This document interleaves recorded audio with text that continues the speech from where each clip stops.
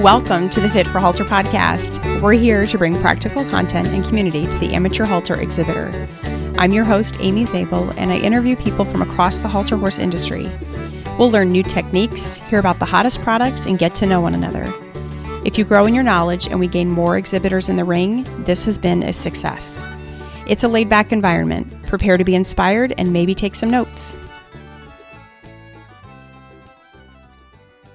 Welcome to the Fit for Halter podcast. I'm your host, Amy Zabel, and I'm excited to introduce to you Leighton Wetzel. He is fresh off the All-American Quarter Horse Congress in Columbus, Ohio. Leighton, welcome. Hi, Amy. Thanks for having me. As Amy said, I'm Leighton Wetzel. I live here in Zanesville, Ohio, and I'm very excited to be here for Fit for Halter. Thank you.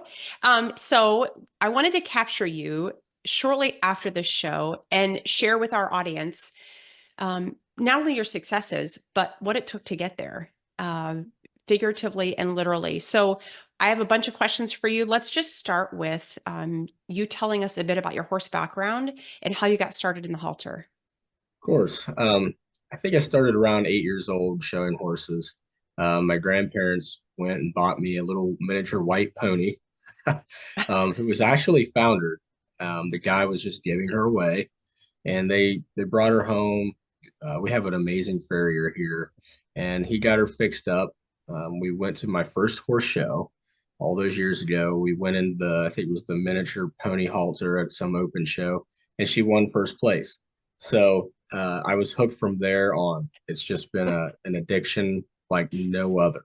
So that's kind of how I got started. And then just always looking at the Chronicle magazine and going to the Congress and going to the paint shows here in Ohio and the quarter horse shows here, and just fell in love with the halter. I also rode all through my 4-H career and those types of things.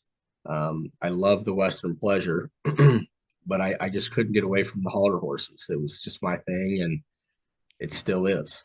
So Yeah. It's a familiar story in starting out as a kid, and the first win just gets you hooked. I love it. it does. I mean, it's kind of a cliche thing to go out there your first show and you win, but I think even if I hadn't won, I would still have been hooked. It's just there's Sure. something so special about a horse. Yeah, absolutely. And how many of us started with the open shows or 4-H? I mean, Definitely the that's a grass, common, yeah. yeah, the grassroots of horse showing. I think Hmm. many of us come from and are still a part of still to this day. It's a very important thing for our industry. Yeah, absolutely. Well, we want to focus on your show season. So tell us first about your 2024 lineup. Yes. So we had Chromed Secret. That was a yearling mare. I'd actually bought that filly last year as a weanling out at Chris Aronson's place. Bought her from Julie and Scott Nyland, who are great people. And Chris himself is an amazing individual as well. If you've never been to his facility, I urge everybody to take a trip. Um, it's like nothing you've seen before if you're into the halter horses. So I bought that filly last year. I sent her to Tim and Gretchen Jackson, and they got her ready for the Congress in 2023. She won the limited weanling mares with Tim Jackson in the Open. Um, so that was the first horse we started showing this year. She was by LWR Classic Chrome and out of Eloquence, who is a Mr. E daughter. Um, just registered in the quarter horse. Um, we showed her a lot actually this year. The second one would have been the yellow colt that I showed, Classic Phenomenon. He is by FG Phenomenal Fella, and out of a Classic Intention, who's by my intention, the late great halter stallion that the Snows just lost this year. Um, we showed him at the Palomino World Show this year, and at the Halter Million and the Congress. And then the third one is Cooley Julie. That's also a weanling filly. Um, she's by Very Cool and out of an Icon daughter. So that was my lineup. Only one had double papers. We're going to try and change that for 2025, but that was our 2024 show string this year. Wow. I like the variety, different stallions, purchased from different people. Just you clearly did a lot of research. So when you started shopping, when did your process start for the shopping, the research, or even the selection of your babies for this year? Well, I think that the selection starts the year before, towards the end of the year, about this time, maybe a little sooner. Um, just asking around and knowing which individuals have which mares bred and who they have them bred to. And then I think that everybody's goals are different, including my own. So this past year, before I went and selected anybody, I wanted to make it to the Halter Road. I didn't get there last year in 2023. I watched the whole show online and I said, I'm going to be there in 2024. So that played a big role in what I was looking for and what I wanted to um, do this year. So, talking to people, what is this foal eligible for? It's always the first question. Um, and then uh, I've got an intruder. That's okay. So yeah, that's my son Kingston. So I think just looking at the mares, what are the babies eligible for? What's the stallion enrolled in? What maturity? What do our goals look like for this coming year? And then I always like to see if that mare has had prior foals. If they have pictures of those foals? What have those foals done in their show career? And I think that helps make a great, sound, and educated decision. And then, of course, price. What can you afford, and what's your budget like? Because I'm on a budget, so um, those are the things that I think helped me make my selections for this year. I already had the yearling mare. We knew what we were going to do with her this year, and so for the weanlings that we had, it just mattered to me what could we go and show for. hmm hmm So the two that you purchased this year, how did you know? Was it just the research that helped you come to that decision, or was there something else that helped you just kind of finalize who you were going to buy this year? Definitely looking at pictures and videos of, hmm of those babies, hmm talking to their breeder, looking at the stallion, looking at the dam, um, and making an educated decision. Um, going back, I always go back and look at prior results of futurities. Um, hmm who were the top five babies? Who were their sires? Who were their dams? And I'm a big stalker. I like to try and find pictures and look at those horses and see what their conformation's like and all of those different things. So, when I bought Classic Phenomenon from Tracy Bryant, she sent me a lot of videos, a lot of pictures. Um, Same with Janet Kimmons with that bred Cooley Julie, and just looking for hawks and short backs and heads and sex characteristics and all those different things that make a good futurity prospect, because I hate to lose. I want to go do the best I can. So that's definitely how I made my selection this year. Yeah, it's good. I appreciate all of those details for our listeners in particular who maybe haven't gone down that road before. Um, can be Yeah, I overwhelming. definitely just think doing your homework, doing your research, and hmm not getting always caught up on the hottest stallion or the hottest new thing.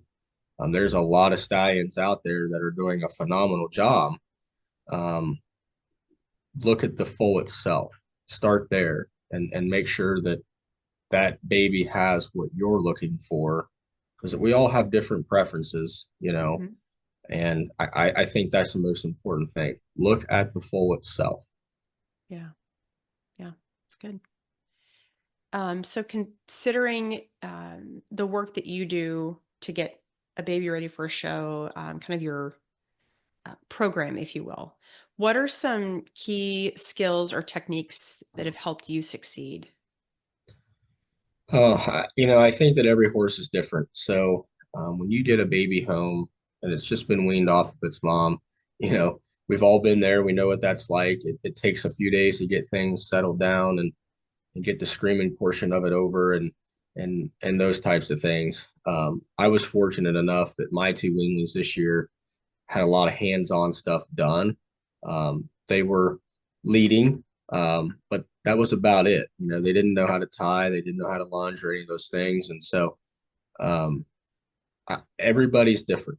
And so when I get them home, I just like to spend time and forming that bond with myself and the horse and anybody else in my family that's going to be showing that baby or a yearling or whatever it may be for the year. So I don't know that I really have a special set of skills or anything like that. It's just um, the basics.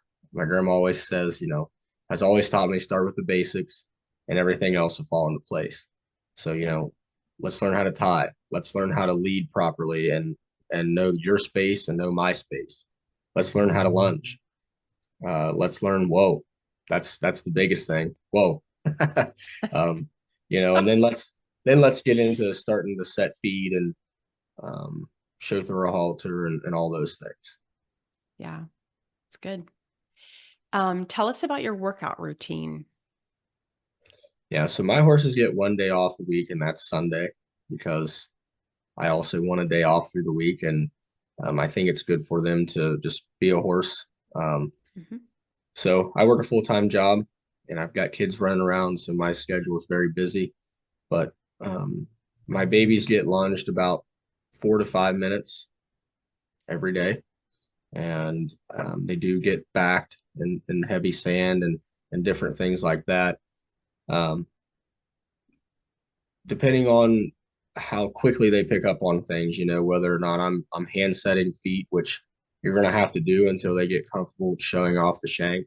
And then we stand tied. I don't sweat necks every day, maybe every other day, depending on, again, everyone's different, depending on which horse needs Mhm. what. Now my yearling mare and things like that, their workouts or routines are different. So we may lunge longer, maybe twice as long and things like that. Um, so that's kind of me. I have had horses that ponied on golf carts and things like that, but um, I rarely do that.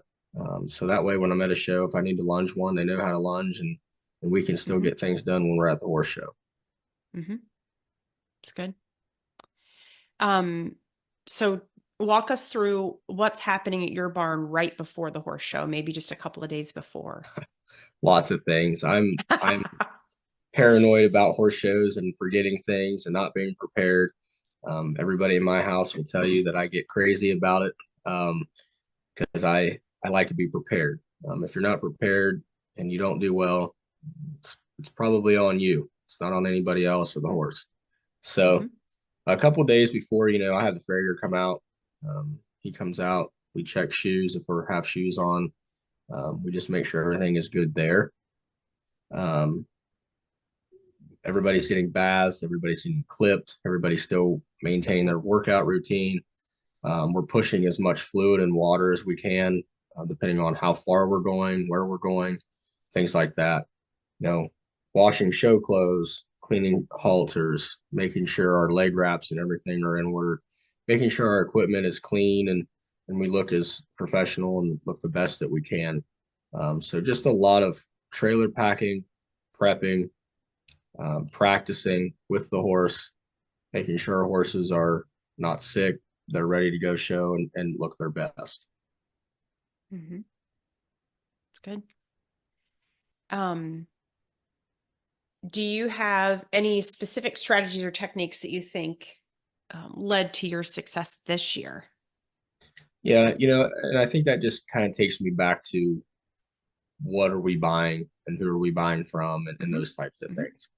So, Mhm. doing your homework and buying a foal that fits your program and buying a baby that you feel is going to make those goals into reality.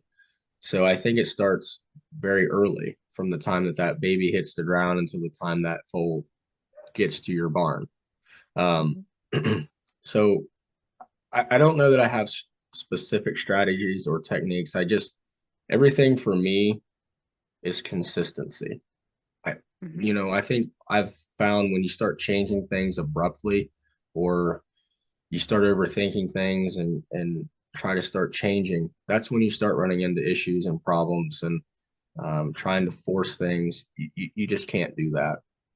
Hmm. So I guess the biggest thing for me is staying consistent, um, going and doing what you do on a daily basis and just sticking to that.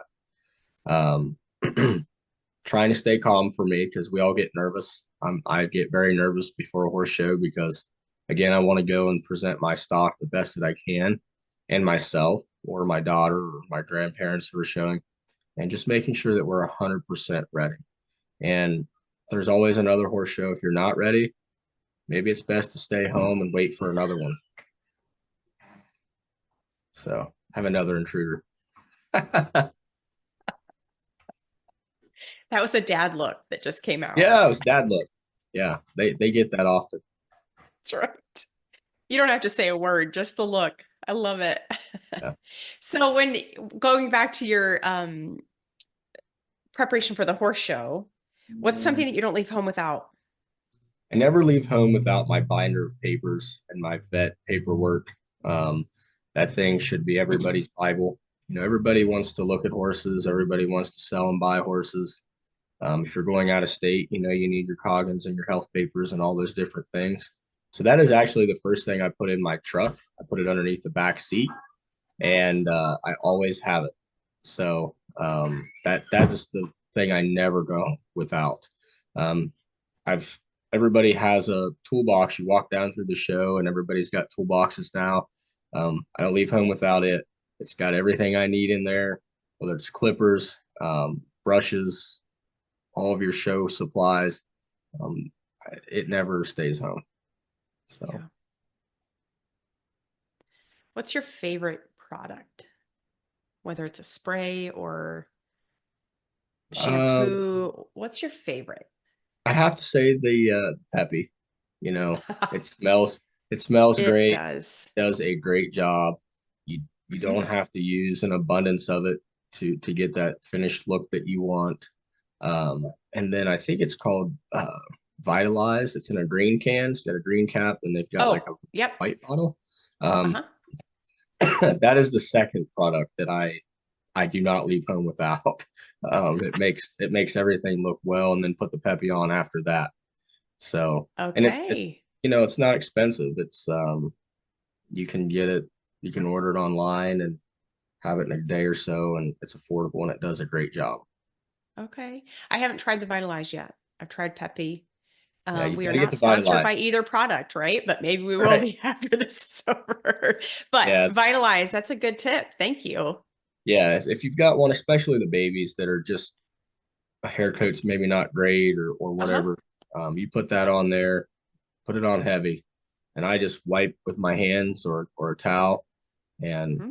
it'll get you where you need to be. Okay. And that goes on before Peppy. Yes, yeah, I put that on first. Okay. Those are great. Again, for our listeners who don't have Vitalize at their tack shop or haven't tried that before, that's a good thing to know. Baby Yeah, coats are not predictable sometimes or not yeah, they're consistent. not. Yeah. They're not. And so that is a lifesaver, especially for futurity time or Congress time. You got one that might be trying to grow one early. Because I had that this year and it makes a world of difference. Okay. So then, thinking kind of along the same line, what are your go-to resources or maybe even tools or mentors that you tap into to learn and improve yourself? Um, for me, it's just been a lot of watching, um, and listening and just um, taking advice and not being afraid to ask the halter gods for help or for advice. They look intimidating, but they're really not. They love the horse just as much as the amateur does, um, and they will give you advice, and it's good advice. Listen to it and form your own program from those things. Um, I think just going to horse shows and kind of just staying back and watching these different trainers and these different programs and these folks that are getting horses ready. And then you go home and you try those things, right? And what works for you may not work for somebody else or vice versa. And then I think after a while, as the years go on, you're able to put your own program together and kind of find your sweet spot. Mhm. You know, I would say that Tim and Gretchen Jackson have helped me a lot. Um, the breeders that you buy babies from who have been around this for a long, long time, you know, and learning old tricks and learning new tricks. And like I said, just taking all of those things and putting them together, it makes a big difference. Mhm. Mhm. Good. So thinking about you being a DIYer, what challenges have you faced and how do you overcome them? um, you know, I think number one is budget. And so again, going back to the horses that you buy, you can only buy what you can afford. And that's just how it goes, you know, and so you buy the best one that your wallet will allow you to buy, and you just have to work hard, and be consistent. Don't start changing up things that you at the last minute and getting crazy with it.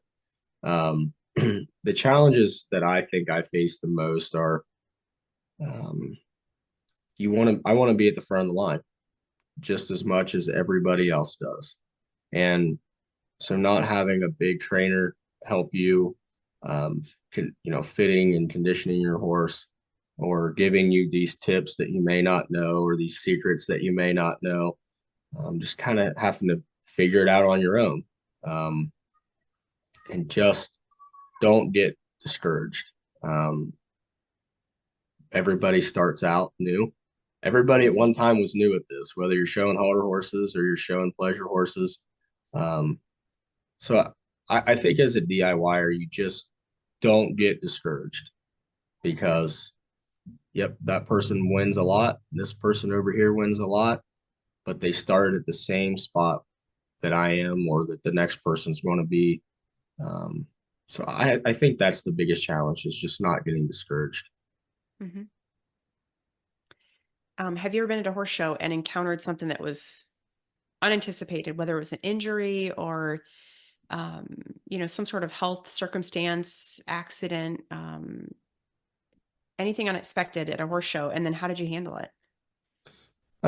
Thankfully, I've not had any, emergencies. Hmm. I think going to a horse show, you should always know if there's a farrier around or if there's a vet on the grounds. I guess I take that back. We did go to the Youth World Show this year, with the yearling mare. It was only 85 degrees here in Ohio when we left. When we got to Oklahoma, it was 108. So it was Oh. a big difference.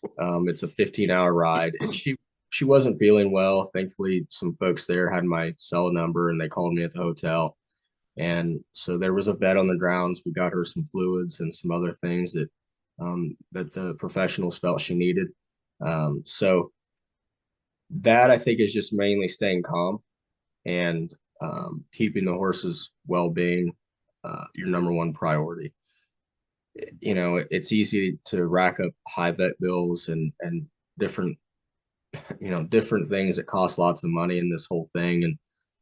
And I think that can be discouraging. I think it can be very intimidating, um, for the person that doesn't have an unlimited budget. So, I think the easiest way to deal with that is the horse comes first. And as long as they're healthy and we can make sure that they're going to be okay, we'll figure out how to get it paid and we'll figure out how to continue on. So, yeah, I guess I have had that happen. Um, and you just have to take it in stride and do what the professionals feel need to be done because I'm not a vet. Oh, yeah, that's good. Thank you for sharing that. What's a piece of advice you would give to somebody who's just starting out and feels like maybe some of this stuff is just unattainable? I, I don't think that anything in life is unattainable. So if you really want it hard enough, you want it bad enough, you just have to work for it. Find somebody that's willing to help you. Find somebody that's willing to give you advice. Don't be afraid to ask questions. Don't be afraid to say, I've got a horse that's doing this, or I can't get this horse to look like this or like that. And, call the feed and supplement professionals, call your vet, call your farrier, call um, the horse trainer that you look up to and ask for their advice. I guarantee you, 9 times out of 10, that person will help you and give you some advice. Growing up and watching the greats, like Ted Turner and Ross Rourke and Tom Robertson and Chris Aronson and all these guys that win a lot. It can be intimidating as a new person to go up and meet them and shake their hand or ask for their advice. But I'm telling you, they're normal people. I think in the horse world, we don't have, instead of looking up to movie stars and singers and all that, we look up to these horse trainers, right? It's And true. and it's a normal thing because those guys are our heroes, but Mhm. they're normal folks and they want this industry to keep going and growing and getting new people in. So go ask for advice, go ask for help, ask them if they'll pull their horses out at a show and let you look at them, or if you can visit their farm and ask them okay, what does that horse want, and then stand back and look at the horse, look at the conformation of that horse. And I think that you'll learn a lot by just doing those things and just listening. It's good. I feel like I was having a little class myself there. It was good.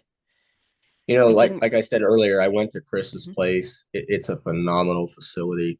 I've been to Dewey Smith's farm. It's a phenomenal facility. Um, and then when you're at a horse show or you're at a futurity at the Halter meeting, I went down and I talked to Kate and Gerald Jackson, and they took me down through the barn and I got to look at the horses they brought to the show and who's this horse by and who's the dam and all those things. And oh, this is a multiple world champion. Well, can I see the horse out of the stall? Can I look at its hocks? Can I look at its back? Can I look at its head, its neck, and all those things?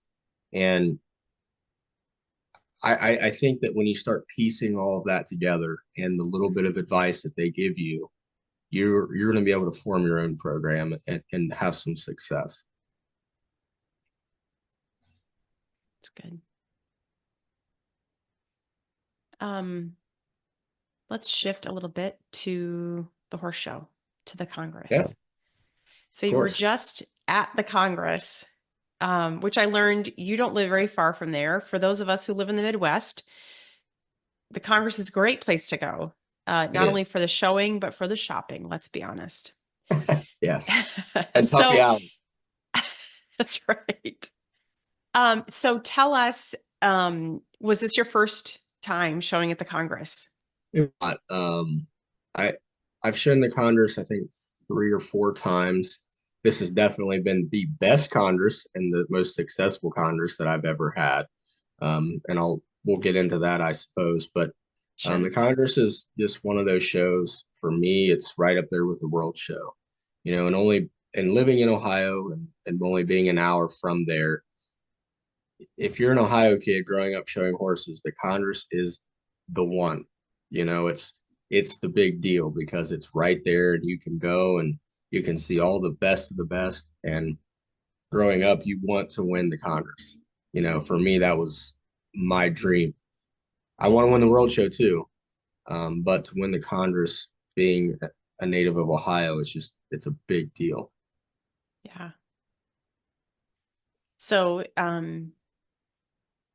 you obviously have a lot of history and knowledge about the Congress, but if somebody's never been there before, don't live in Ohio, how is that show when you're actually there? How might that show be different than say Halter Million or we had the WCHA Supreme show in May? How is it different? It's a lot different because it's the single breed largest horse show in the world. So it's all Okay. quarter horses. So there's the biggest difference right there. It's just nothing but quarter horses. Of course, you have the double papered horses there, but and it's not just the halter people. You've got your Western pleasure people, you've got your English people, your showmanship folks, your reiners, your barrel racers, your cutters, your reiners. Everybody's there. Every Mm-hmm. discipline is there at that show, and So it's very, very diverse. Everybody is doing something different. Everybody's in a different class. Everybody's got different goals. Everybody's horse is built different, looks different. So it's very, very diverse, and you get a wide variety of horses. So maybe you're not dead set on the halter, which we hope you are. Right. But if you wanted to watch something else, or you wanted to think about getting into something else, that's a great show to go watch it all. And like you said, the shopping, um, and all of those different things, the traditions at that horse show are very different Mhm. than going to any other show. Okay. That's good. Thank you. Um, so tell us, you took all three horses, right, to the Congress? I actually sold the yearling mare at the Halter Million, so I only took the two Okay. meetings. Yeah. Okay. And then what classes were you in with the two weanlings? So Cooley Julie was in the open um, weanling mares. Of course, the Uh-huh. Congress has a limited portion. So if Okay. the exhibitor hasn't won a lot, I'd have to look up the actual details of the limited. Hmm. But you can enter the classes at the Congress in the halter, and the limited portion doesn't cost any additional money to enter. So that's the nice thing. So, if you're in the open class and um, Ross Rourke is in there as well, and he's first, and maybe you're second in the open, and then they call the for the folks that aren't limited eligible to the wall, and now you're first. So it's definitely a nice opportunity to get in there and maybe win yourself a trophy and put a title on your horse. So we showed her in the open weanling fillies and the amateur weanling fillies, both limited portions of those classes. And then my daughter Karsynn showed her in the youth weanling fillies as well. Okay.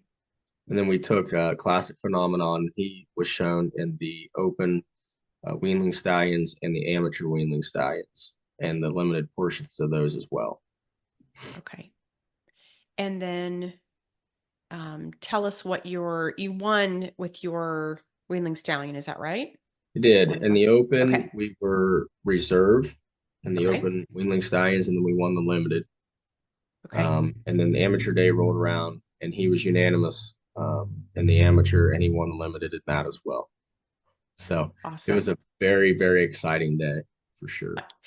Congratulations. How did Thank it you. feel when you heard your name as winner? Um, it's an emotional feeling because you go all year working on these babies, right?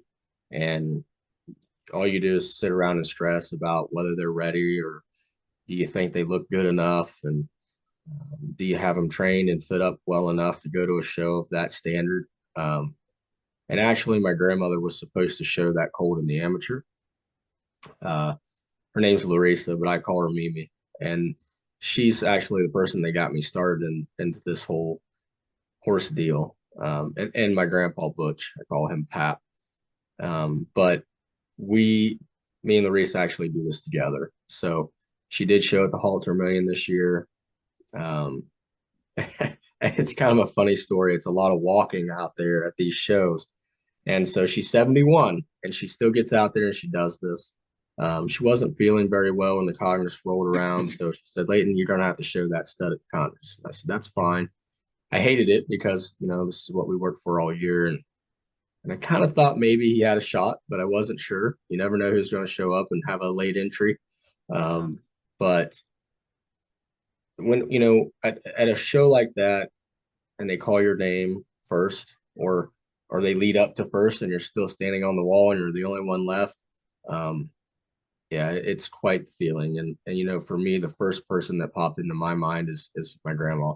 Thankfully, she was there and she was able to watch that and be part of it still. But um, that's the first person that popped into my mind because we do this together and we always have. I know there will be a day that we won't.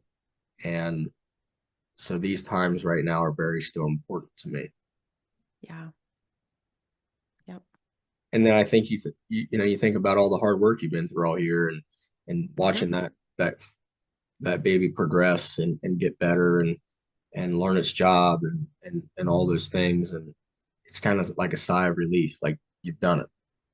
Yeah, it's good. You mentioned your daughter Karsynn. Yeah. So tell us what it's like to watch your child show.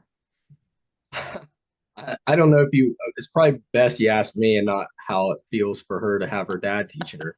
Um, you know, we all want our kids to win and do the best that they can. So it's kind of nerve-wracking. And you want them to be safe as well. You know, when they're showing babies, babies are still unpredictable. Um, and so there's just a lot of preparation that goes into having not only the horse ready, but your child ready. And all my kids are in different sports and doing different things and friends, and so cutting out a little bit of time to get them in the barn and make sure we're doing the things that we need to be doing is tough, and you can't force it. I had to learn that lesson the hard way. If they want to do it, they're going to do it, and if they don't want to do it, they're not going to do it. Hmm.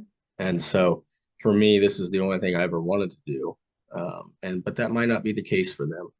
So when they do get out there and they're showing, um, it, it's a weird feeling because you hope they're going to do well, and you hope they stay safe, and you hope you've done your job as a parent, having them prepared to go out there and do that. So we went to the AQHA World Show this year, the youth show. Karsynn was reserve world champion in the level two, and she was fifth in the level three.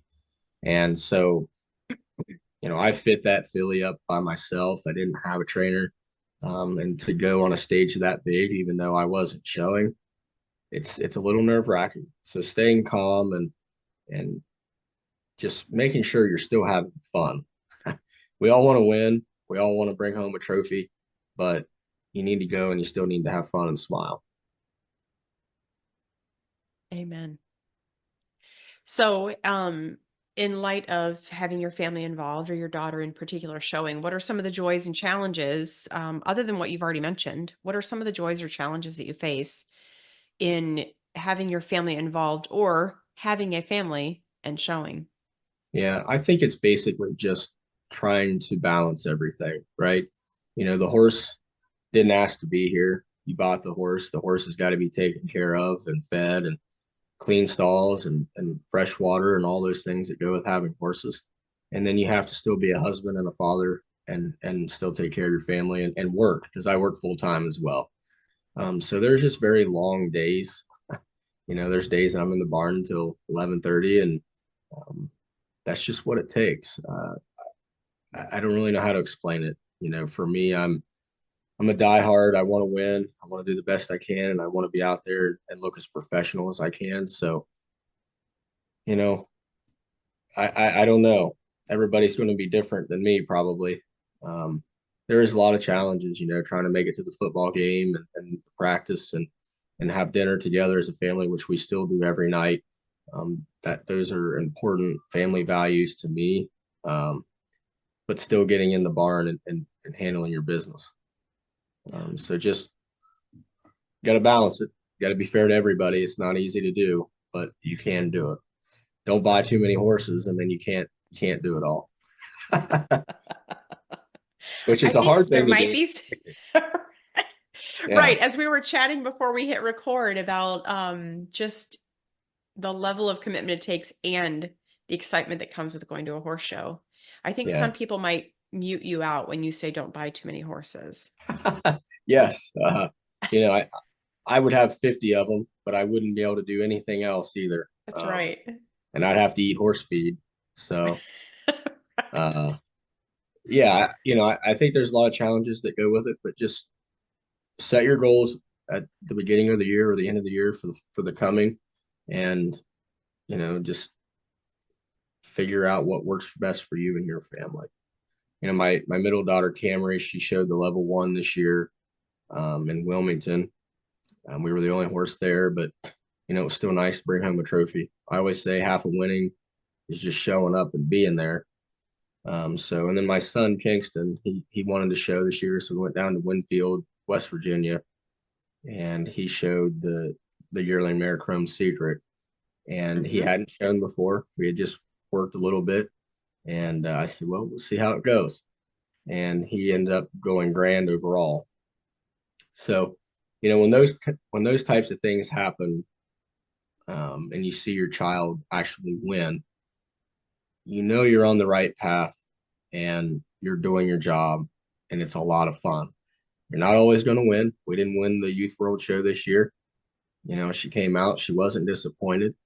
And I think the best thing to say in those circumstances is just that we're going to work harder next year. We're going to buy better horses as time goes and as money allows, and we're gonna be here as long as you want to be here.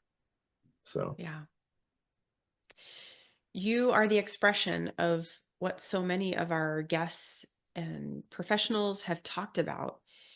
You are an example of a multi-generational halter yeah, fan and exhibitor. You are the expression of that. Your grandparents and then you letting your kids test that out. It's what we need because we're going to need your kids to be coming up through just like you did. So absolutely. thank you. Yeah, yeah. I think it's important to get your kids involved. Put them in Hmm. 4-H if that allows, if your schedule allows that.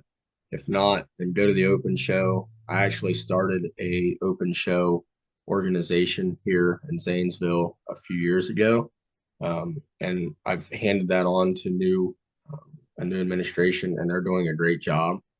And so those shows matter, and the weekend quarter horse shows matter a lot as well. So I think Hmm. we have to remember not to get caught up on the Congress, the World Show, the futurities, although the futurity for the halter has revived the halter industry, and Yeah. the WCHA and the BHF and some of these other state futurities have made a world of difference. So Hmm. buy that little girl the horse, buy that little boy the horse, and just buy one. Buy the best one you can and stick with one and get your feet wet, and get them involved, because if not, we won't have this. We won't be able to talk about this anymore. And that will be a sad, sad day. Hmm. Yeah, I agree. So looking back on your whole season, what was the most rewarding part? We had a great year. I mean, I look back and I just started thinking about all the success we had and the placings that we took home and the money we won. I really, I guess it would be easy to say that the Congress was probably the most rewarding, because we brought home Congress championships. But I have to think back to the Halter Million as well and the Supreme Show that WCHA held this year, because I'm a halter person, and to go out there and stand against nothing but other halter people and the best halter horses in the country. If you think about the Supreme Show, it was the first year. It was ran, I thought, perfectly. I don't think enough people gave it a chance, because everybody's scared to try something new. If you missed that show, I feel bad for you, because it was an awesome show. It was a great time and it paid very, very well. So you need to sign up for that in 2025. The Halter Million, this was my first year going. So that would that in itself is intimidating if you've never been to that show before. Um, you just need to go. Make sure you're ready. Make sure that you're prepared to be there, but go show. And to stand, I think we had some top 5 and some top 10 placings. We brought home a nice sized paycheck. Um, that's very rewarding in itself, is to see some money come back into your program after you've seen all the money go out all year, right? So, Right. um, Right. you know, and then the Congress and the Youth World Show and things like that. I really can't say which one was the best, other than the Congress, I guess. We wanted to be at the World Show this year. It just wasn't in the cards. So, um, for us halter people, make sure you're going to the BHF, the WCHA stuff. Go to all those shows, because that's the best of the best halter people and horses in the business, and see how you stack up. I mean, for me, that's the most fun of it. That's a challenge, to go against the best and see how where you stand. You know. Hmm. Hmm. And it's the place where you see the largest concentration of nice halter horses. So you can Yes. do the studying of the legs and the conformation and ask the questions of the trainers and walk through the aisle and Absolutely. see who's Everybody's won there. what. Yeah. Yep. Everybody's there. The best horses are there. And it gives you an opportunity to go down through there and say, I want to take my program and make it like this program over here. Or I Yeah. like this program and I like this program and I want to be like both of those programs. So Hmm. I think those are important shows. Those are important things, and you need to be there and need to do them. Yeah. Um, what piece of advice would you give to another amateur exhibitor who's looking to do some of what you've done? Don't give up. Don't get discouraged. It's so easy when you're not winning, Mhm. when um, you can't afford the most expensive horse in the sale barn. Those types of things. When you can't get weight on a horse, or you can't get a horse to look like this or like that, call somebody that has been doing it a long time and get their advice. Stay consistent, keep the faith, don't give up, because we're all new at some point. I'm still new at this. This is the most successful year I've ever had showing horses on a big stage. And so, I really can't say, I guess I don't really know. It's call the professional. I'm not saying you have to send a horse there. I'm not saying you have to um, pay all these fees and all this stuff. Just ask for some advice and form your own program and stay consistent. Don't give up. Don't get discouraged, because before you know it, you'll be there. I like it. I like it. What about advice for other parents who are considering entering the scene with their family? Well, number one, if you're not a horse person, it may be wise to go take some lessons. Contact a trainer for those first couple of years. If you are a horse person, then you know what it's like to be new and be a kid out there showing, and don't apply too much pressure to your kids. Make sure they're having fun. And I'm guilty of that. I want to win and I want them to do the best we can and all those things, but if they're not having fun, chances are they're going to quit. And now you've got this horse you bought, you paid for, and you've got to figure out what you're going to do about that. So Right. um, smile, have fun. We all make mistakes.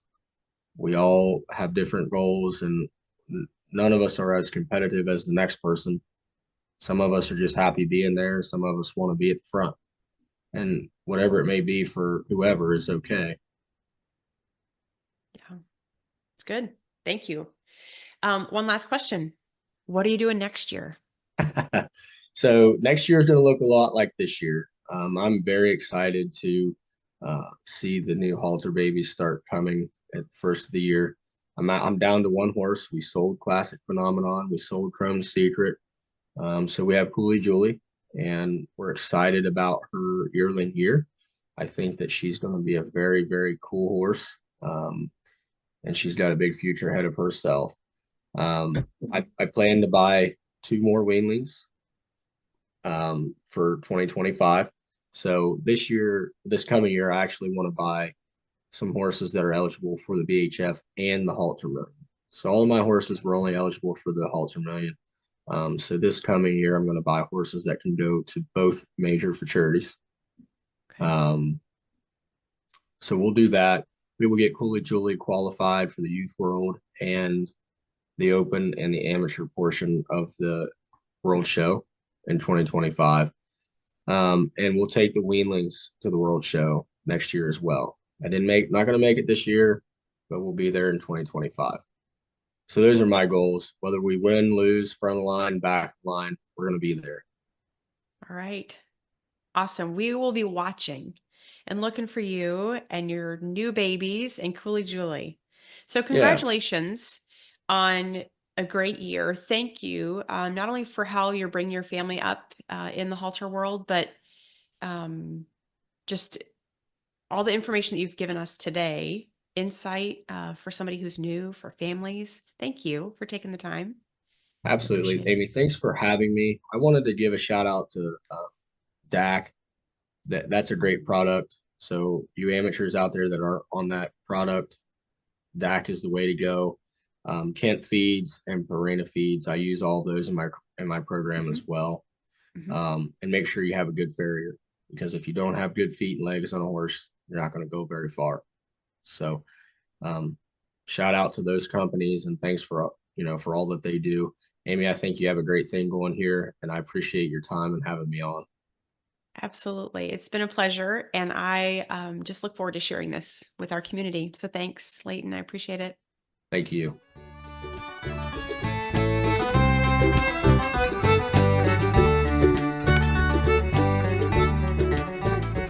Hey, if you're an amateur or a professional willing to share your story or bring content that helps us with our halter horses, you can email me at fitforhalter@gmail.com.